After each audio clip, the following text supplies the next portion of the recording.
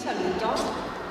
alla comunità eTwinning dal 30° Giuseppe Parini, circolo didattico nel cuore del quartiere di Secondigliano, quartiere nella periferia nord, estrema periferia nord della città di Napoli. Io sono Chiara Stella Serrato, dirigo questa scuola in un territorio escluso e deprivato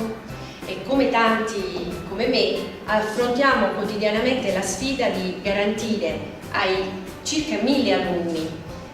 di oggi la possibilità di diventare cittadini attivi, consapevoli e competenti per il futuro, per il difficile futuro del domani. La grande comunità di docenti che si confronta e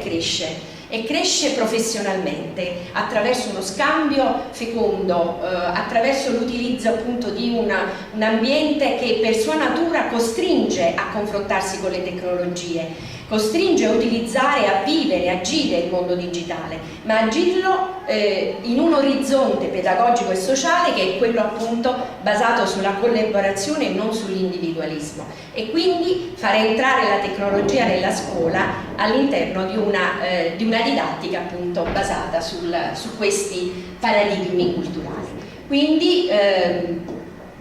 fare entrare la progettazione degli twinning nella scuola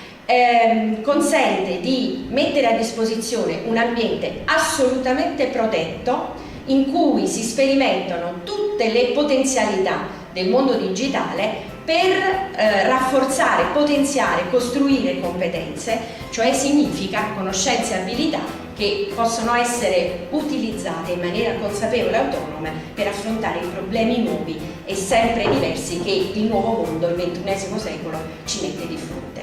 Buon eTwinning e buona vita a tutti.